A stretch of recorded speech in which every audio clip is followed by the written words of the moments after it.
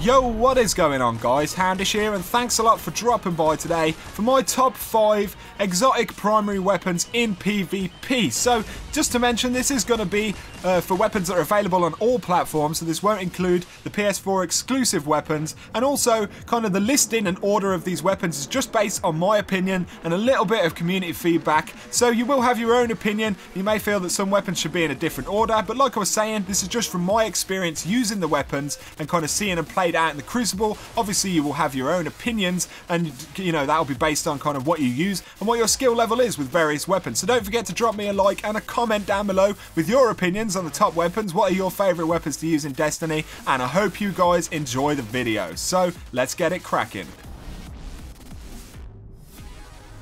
So in at number 5, and it's going to have to be the Vex Mythic Last. Originally would have been one of the top 3, possibly the best kind of primary weapon in PvP when it first came out because it was absolutely OP, but now after various nerfs it definitely suffers against a number of other weapons because of both range and time to kill, plus the way the Crucible plays is somewhat different to how it was when the Mythic Last kind of originally was launched. So dealing 27 to the body and 41 to the head with smart drift control applied, which is what I've got right here in this gameplay, it is still a pretty punchy and awesome weapon, but like I said, generally losing out at kind of longer ranges, and that's the only reason that I wouldn't put this weapon at a higher position. But it's still absolutely one of the coolest kind of weapons in Destiny to have, partly just because of its heritage, but also just simply look at it, it's pretty epic.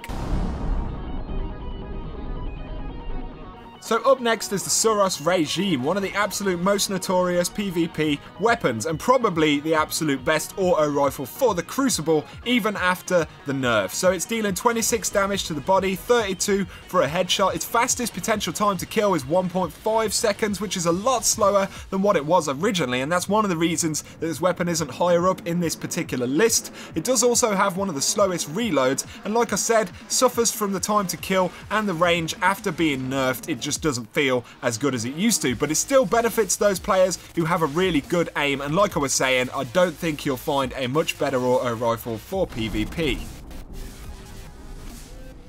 So coming into the top 3 now, and this is where it gets a little bit tougher. Like I said, these are based on my opinions, and these particular weapons are pretty interchangeable. They're very close to each other, and they are all absolutely awesome weapons. But I'm going to make the 3rd spot for the Last Word hand cannon, which is an absolute beast weapon. 84 damage with a headshot, with a random 101 damage on certain headshots, which makes this gun absolutely ridiculous. 2-shot kill to the head. It has the fastest time to kill of any weapon in Destiny, and also is incredibly good at hipfire and range considering its basic stats. So the Last Word is a very, very cool hand cannon, and those who wield it well will absolutely destroy with it. The only reason it doesn't make it slightly higher in this list is that I think it requires, you know, a particular amount of skill and experience. Some people will simply prefer other hand cannons like the Thorn or the Hawkmoon if you're playing on the PS4 version of the game. So that's why I've left this one at number 3, but definitely an absolute beast.